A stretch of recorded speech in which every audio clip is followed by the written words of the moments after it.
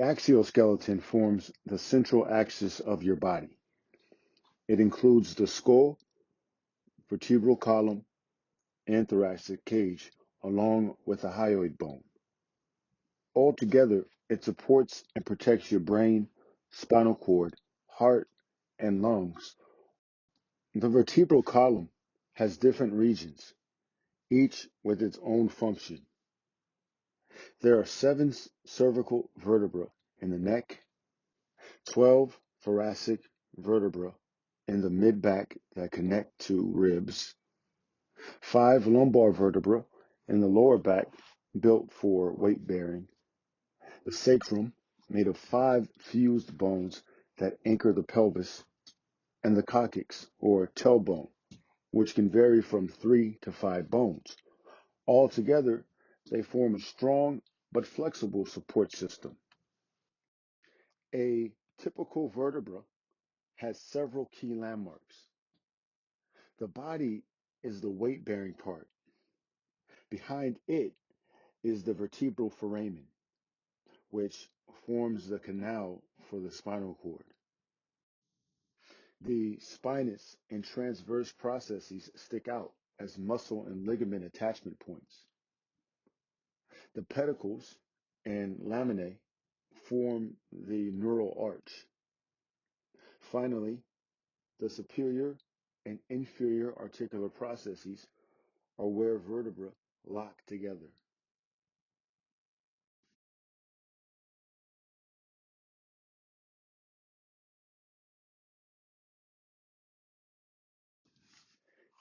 The cervical vertebrae are the 7 bones that make up the neck region of the spine. They are small and light compared to the others, and they have a unique feature called the transverse foramen, little openings that allow blood vessels to pass up to the brain. Another hallmark is the bifid spinous process, a split tip at the back, which helps with muscle attachments.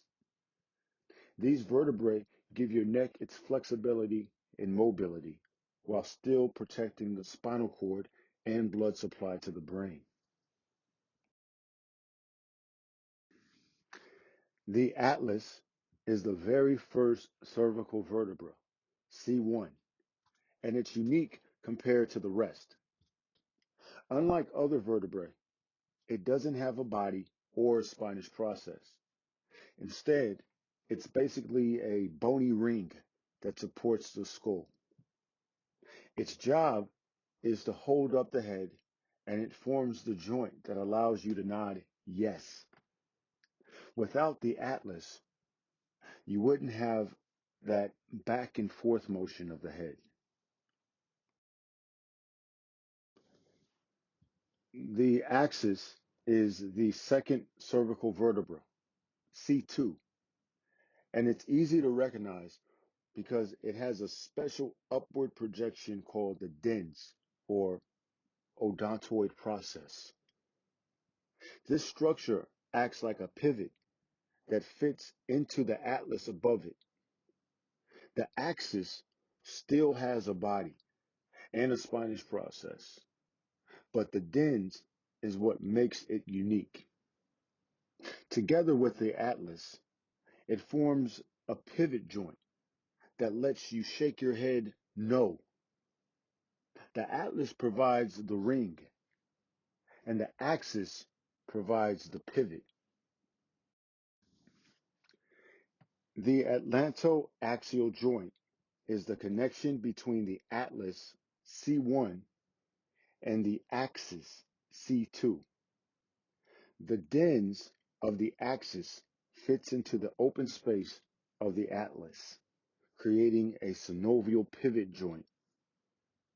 This joint is what allows you to rotate your head side to side, the classic no motion.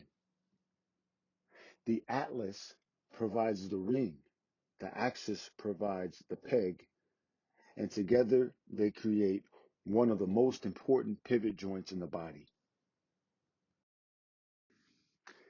The atlas is the very first cervical vertebra, C1, and it's unique compared to the rest. Unlike other vertebrae, it doesn't have a body or a spinous process. Instead, it's basically a bony ring that supports the skull. Its job is to hold up the head, and it forms the joint that allows you to nod yes.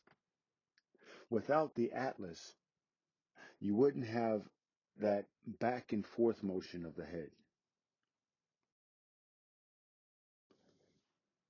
The axis is the second cervical vertebra, C2, and it's easy to recognize because it has a special upward projection called the dens, or odontoid process. This structure acts like a pivot that fits into the atlas above it. The axis still has a body and a spinous process, but the dens is what makes it unique. Together with the atlas, it forms a pivot joint that lets you shake your head no. The atlas provides the ring, and the axis provides the pivot. The Atlanto-Axial Joint. All right. This is a cervical vertebra, C1, the atlas. The atlas is an atypical vertebra because it has no body and no spinous process. Its body fused earlier in development with the body of C2 to form the dens of C2. As a result, C1 rotates around the dens of C2 at the Anterior-axial joint. Atlanto-axial joint.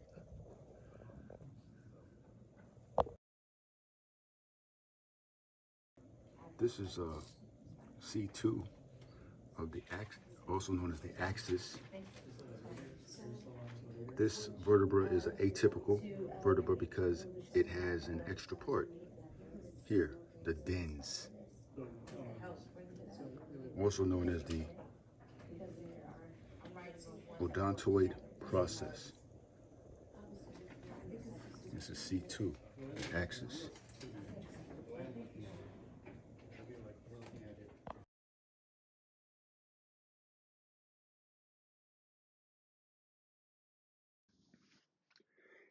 The atlanto-axial joint is the connection between the atlas C1 and the axis C2.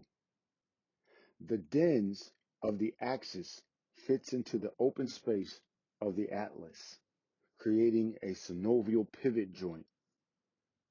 This joint is what allows you to rotate your head side to side, the classic no motion.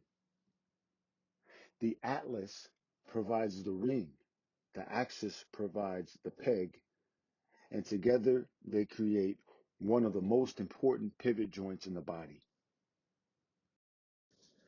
The thoracic vertebrae are the 12 bones in the mid-back, labeled T1 through T12. They're easy to recognize because they each connect to ribs. The bodies are heart-shaped, and their spinous processes are long and point downward. You'll also notice facets and demifacets on the bodies and transverse processes. Those are the contact points where the ribs attach. This region of the spine is built for stability and forming the back part of the rib cage, not for lots of flexibility.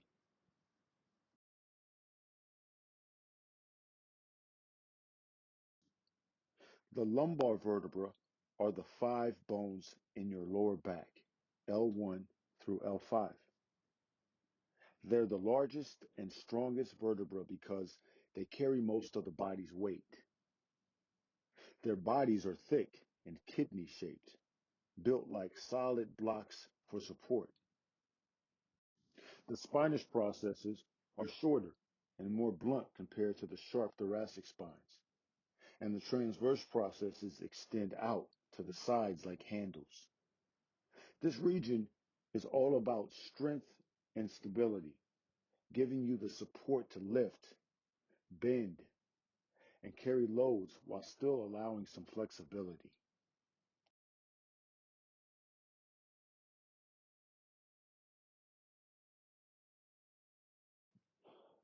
L5, the fifth lumbar vertebra, is considered atypical because it looks a little different from the other lumbar vertebrae.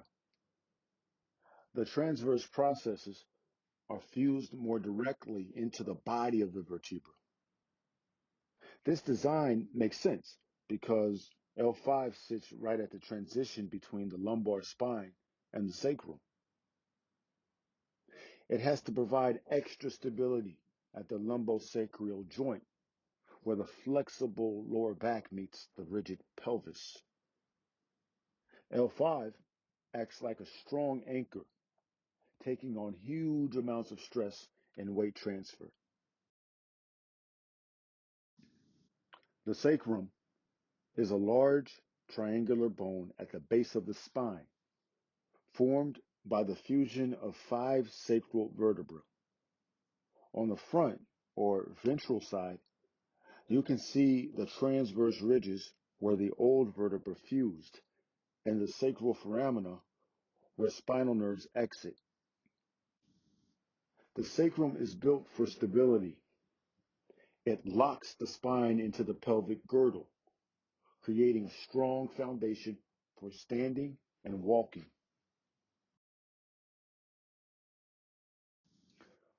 When you look at the sacrum from above, you can see how it connects the spine to the pelvis.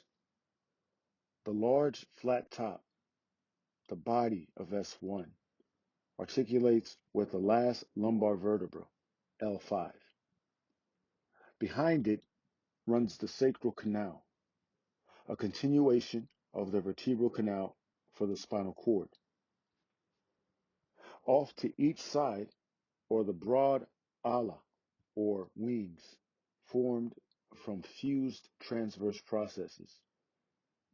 These wings help lock the sacrum into the pelvic bones at the sacroiliac joints. The superior view shows clearly how the sacrum is built to act as a bridge between the flexible spine and the solid pelvis.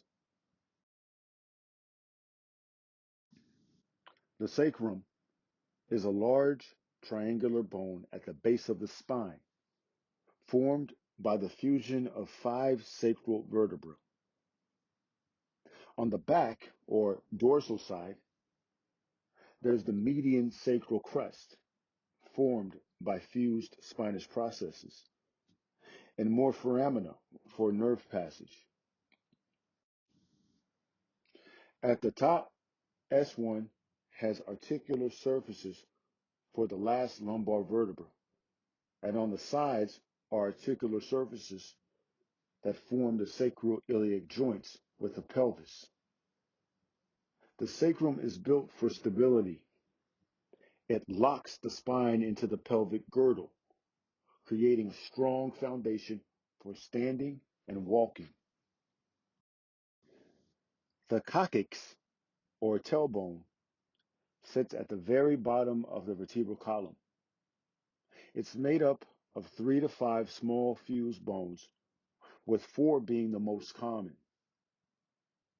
There's even a slight difference by sex. People with 3 coccygeal bones are more often female, while 5 is more often male. The coccyx doesn't bear much weight, but it does serve as an attachment point for ligaments and pelvic floor muscles. It's small, but important for balance, posture, and muscle support in the lower body.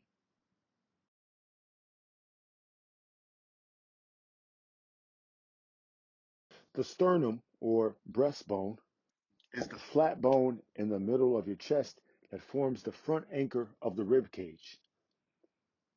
It has 3 parts.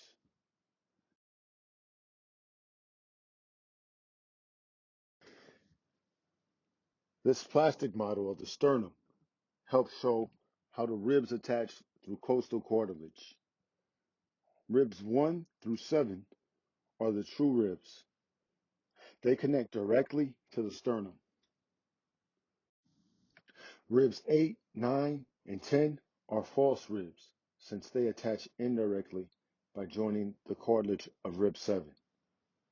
Ribs 11 and 12 are the floating ribs. They don't connect to the sternum at all. The sternum itself is made of 3 parts: the manubrium at the top, the long body in the middle, and the xiphoid process at the tip.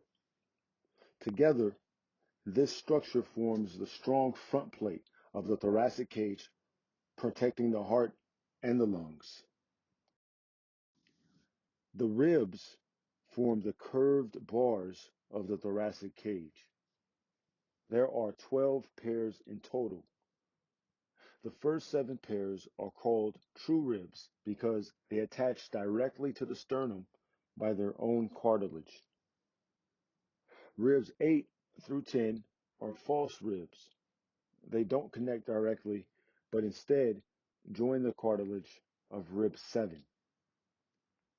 Finally, ribs 11 and 12 are floating ribs with no anterior attachment at all.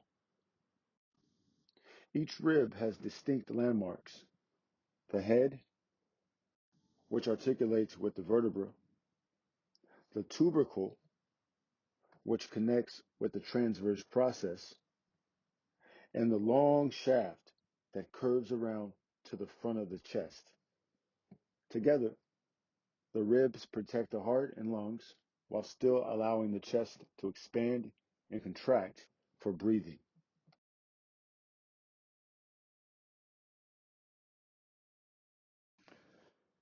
When you look at the rib from the medial view, you can see an important feature: the subcostal groove running along the inner surface of the shaft.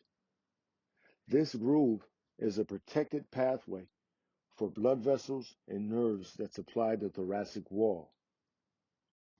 Along with that, you'll also see the head of the rib, which articulates with the vertebral bodies, and the long, curved shaft that sweeps forward. That subcostal groove is a key landmark because it shows how the rib isn't just structural. It's also protecting vital neurovascular bundles as they travel along the chest wall.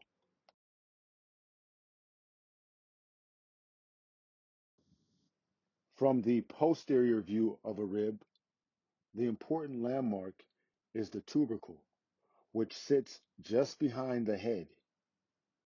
The tubercle articulates with the transverse process of the corresponding thoracic vertebra, forming a strong anchor point.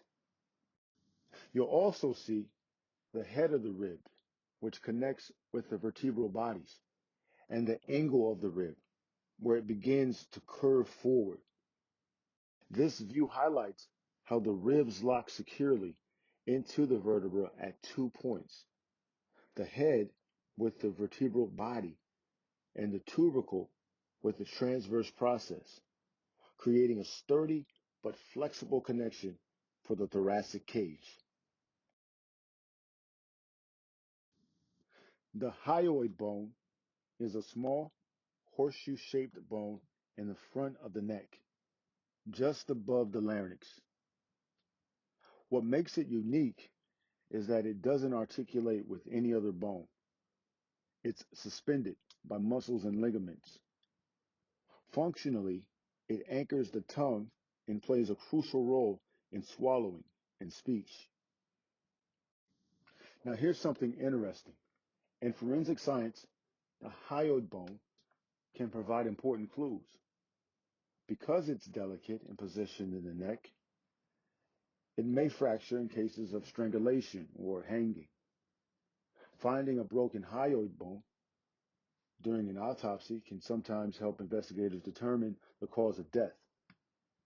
So, this little bone isn't just important for daily life functions like eating and talking. It can also speak volumes in a forensic investigation.